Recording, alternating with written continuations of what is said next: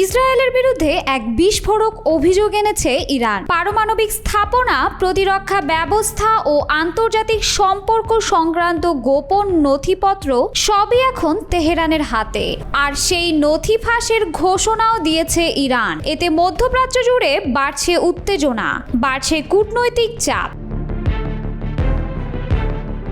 ইসরায়েলের গোপন ভান্ডার এবার তেহরানের কবজায়। এই কথাটি শুধু রাজনৈতিক উত্তেজনা নয়, মধ্যপ্রাচ্যেও এক নতুন শঙ্কার জন্ম দিয়েছে।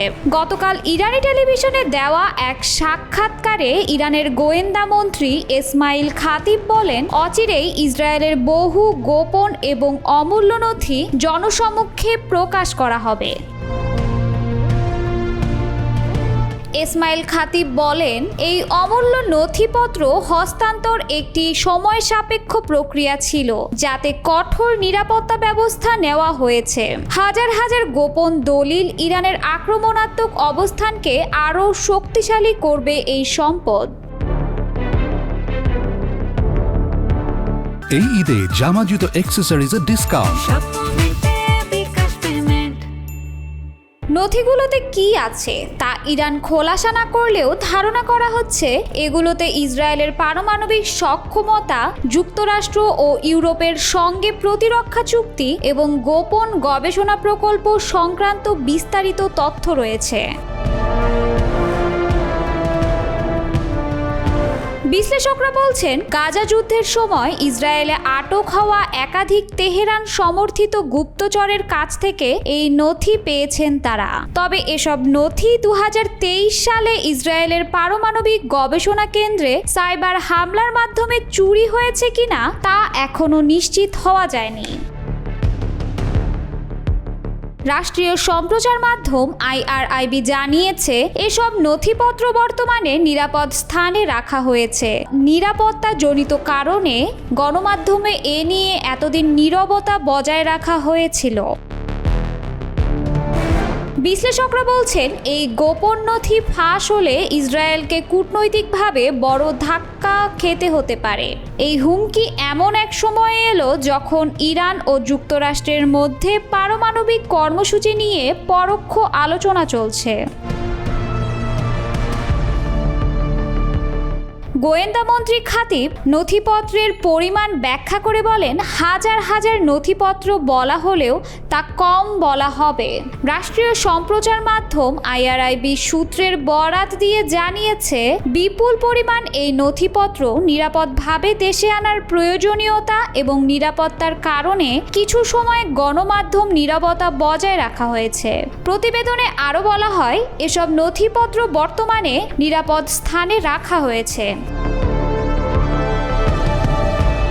তেহরান অভিযোগ করেছে, ইসরায়েল তাদের পারমাণবিক বিজ্ঞানীদের হত্যা করেছে।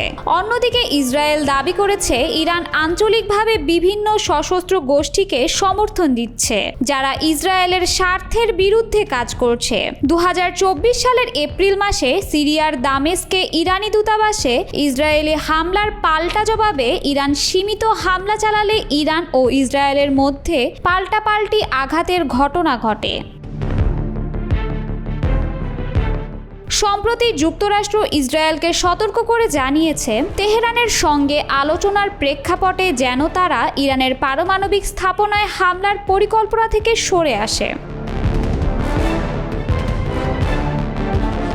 গত সপ্তাহে জাতিসংঘের পরমাণু পর্যবেক্ষক সংস্থা এক প্রতিবেদনে জানিয়েছে, ইরান গোপনে পারমাণবিক কার্যক্রম চালানোর পর থেকেই দেশটির পারমাণবিক কর্মসূচি নিয়ে আন্তর্জাতিক অঙ্গনে উদ্বেগ বেড়েছে। তবে ইরান বরাবরই দাবি করে আসছে, তারা পারমাণবিক অস্ত্র তৈরি বা অর্জন করতে চায় না এবং তাদের পারমাণবিক কর্মসূচি শান্তিপূর্ণ ও বেসামরিক উদ্দেশ্যে পরিচালিত হচ্ছে। ইরান যুক্তরাষ্ট্রের মধ্যে চলমান পরোক্ষ আলোচনায় একটি প্রধান বাধা হচ্ছে তেহরানের ইউরেনিয়াম সমৃদ্ধকরণ কর্মসূচি। এই আলোচনার একাধিক দফা ইতালি ও ওমানে অনুষ্ঠিত হয়েছে, যার উদ্দেশ্য হলো ইরানের পারমাণবিক কর্মসূচি নিয়ে দীর্ঘদিনের বিরোধ নিরসনে একটি চুক্তিতে পৌঁছানো।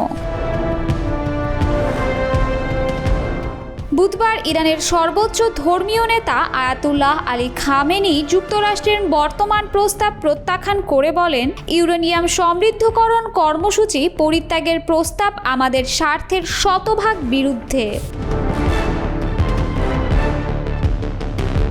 আয়াতুল্লাহ আলী খামেনি বলেন, আমেরিকার ঔদ্ধত ও অহংকারী নেতারা বারবার দাবি করছে আমাদের পারমাণবিক কর্মসূচি থাকা উচিত নয়, কিন্তু তোমরা কে এটি নির্ধারণ করার? তিনি চলমান আলোচনার বিষয়ে সরাসরি কোনো মন্তব্য করেননি।